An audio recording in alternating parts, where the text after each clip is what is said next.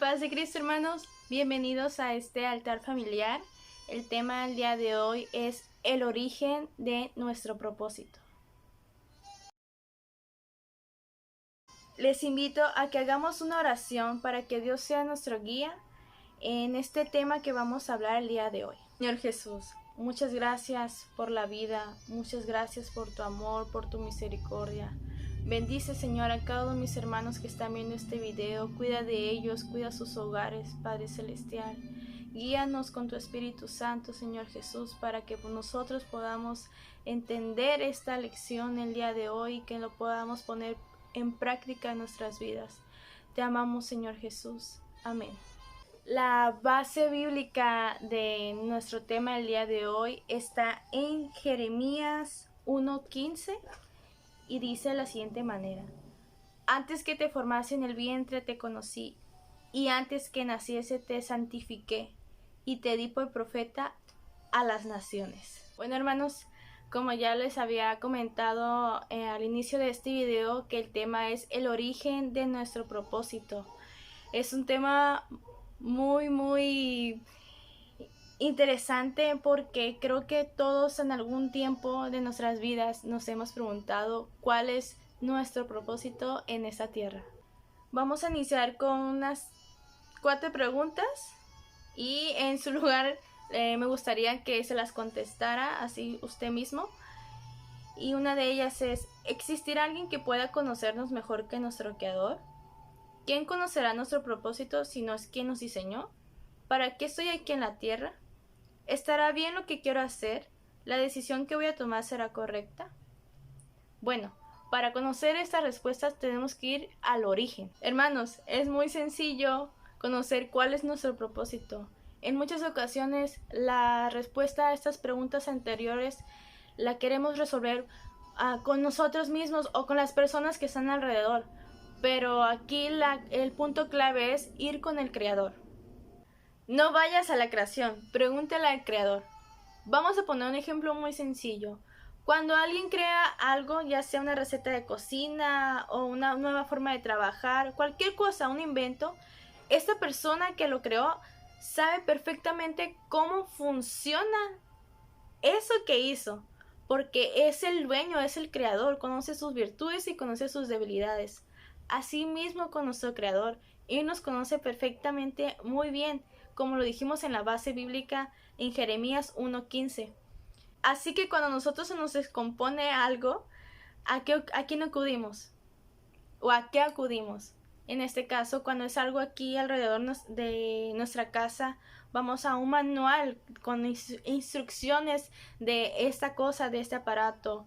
Vamos luego a buscar en internet cómo funciona, qué hacer. Pero el manual para el propósito de nuestras vidas es la Escritura, la palabra de Dios. Este es el manual para que nosotros funcionemos de forma correcta.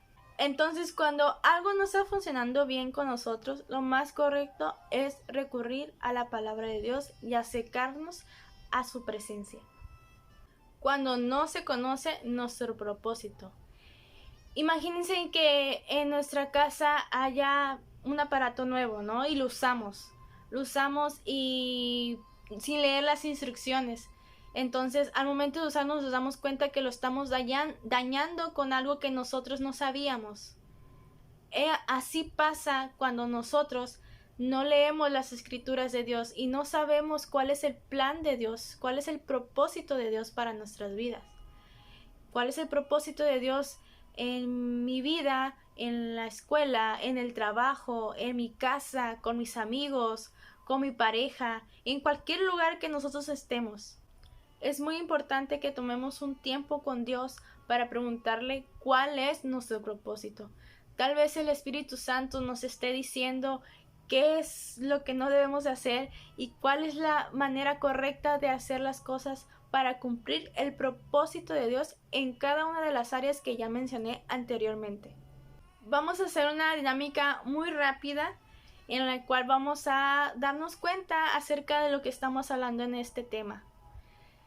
Ahí en su lugar, si está con alguien, puede preguntarle, si no, pues le va a tocar preguntarse a sí mismo. Así que la pregunta sería: ¿Cuáles son tus virtudes y cuáles son tus cualidades? Ya sea ser amoroso, ser paciente, cualquier virtud. Una vez que se hayan preguntado, también pregúntese, todas estas riquezas, todas esas cualidades y virtudes que Dios nos brindó, ¿están bendiciendo a otras personas? ¿Es de bendición en la vida de otras personas? Y si la respuesta es no, entonces no estamos cumpliendo el propósito de Dios. Su sello de garantía es el propósito. Conocemos que en algunas empresas tienen garantía para que éstas puedan tener un control de las cosas que ahí se realizan, porque no quieren que nada salga defectuoso y tienen un control de calidad, creo que así se le llama. Entonces, así es con Dios. Dios no se equivoca, Él nos cuida mucho. Él, desde que antes que naciéramos, Él ya nos había visto. Él tiene un propósito para nosotros. Esa es su garantía, el propósito de que nosotros debemos cumplir en esta tierra. No somos un error, no somos un accidente. Desde la persona más pequeña de nuestra familia, Él tiene un propósito para esa persona, hasta la persona más grande. Cada uno cumple su función en esta tierra y debemos conocerla. En Dios todo tiene un propósito. Así que les invito que busquemos cuál es nuestro propósito y lo ejerzamos en nuestras vidas y seamos de bendición para cualquier persona que esté alrededor nuestro. Y ya para terminar, hermanos, si usted alguno conoce cuál es el propósito de Dios en su vida, cuál es el propósito que usted tiene en este lugar, le invito a que se acerque mediante oración, mediante una plática con Dios y le pregunte al Creador cuál es mi propósito, su propósito.